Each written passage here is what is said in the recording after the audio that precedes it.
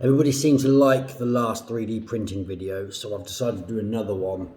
And it's going to be, we're going to make some press dies for the sheet metal press in the workshop to do a job. It's coming up that we need to manufacture, and there's some bend radiuses here and here. Match up to any tooling I've got. Now, I could just redesign these parts, but it's more fun to have a play with the 3D printer, so I'm going to 3D print that part. This is 60mm long. I've got two bends to do. One's 165, one's 60mm long. We're going to start with that, throw that on the printer and take it to the workshop, see what happens. Tried this before. I have made the dimple dies before, slightly different application. This is just going to be standard PLA, so I'm really going to be testing the limits of what it can do. But, well, there's only one way to find out.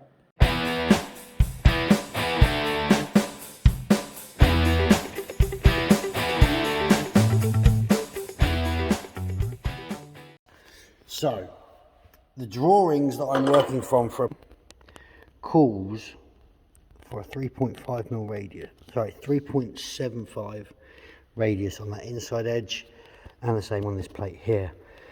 Didn't have dies in stock to match that, but it doesn't matter because we'll 3D print them.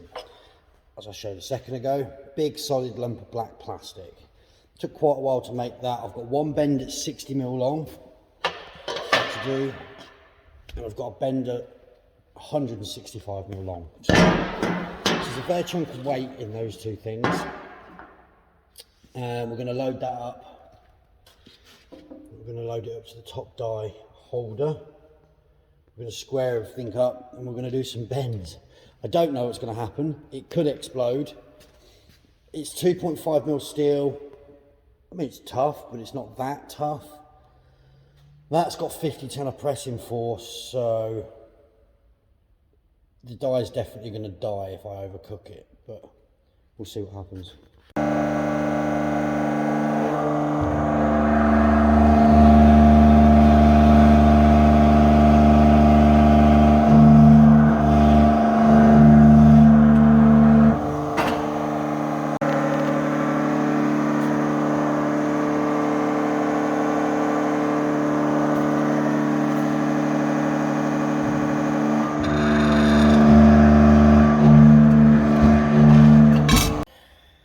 Well, that was fairly uneventful. Good for me, not great for YouTube.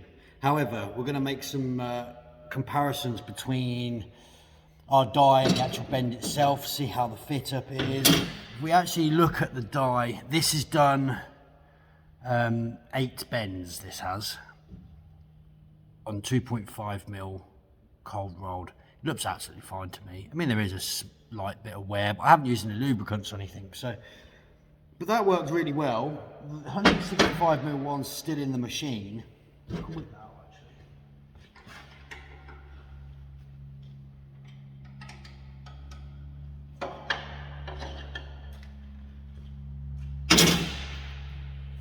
one looks pretty good to me.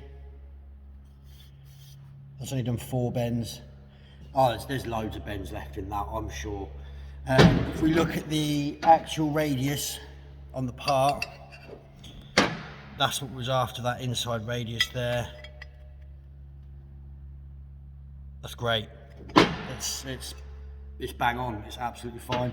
That's awesome. So it means the parts are going to fit the job really nicely.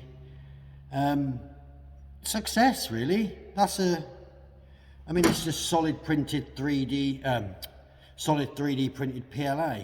That's all it is. There's nothing special to it. I've got no steel in there. It's just a big lump of plastic. And I'm glad it didn't explode. So this is what the plate's for. That's going to live on top of there like that. It will have that inside there. Some might ask, why didn't you modify the drawing so you could use a radius you had? Well, no bloody fun in that, is there? I don't get to try out some 3D printed parts. And part of me inside wanted it to explode, but it didn't, so here's what it is. That's the part welded on now. Chuck some TIG down the side of that thing. invest in some better camera because my phone's not cutting, it looks like crap. But yeah, you get the idea. So 3D printed press dies do work. I don't recommend doing that at home with hydraulic presses like the one behind me, just in case you hurt yourself.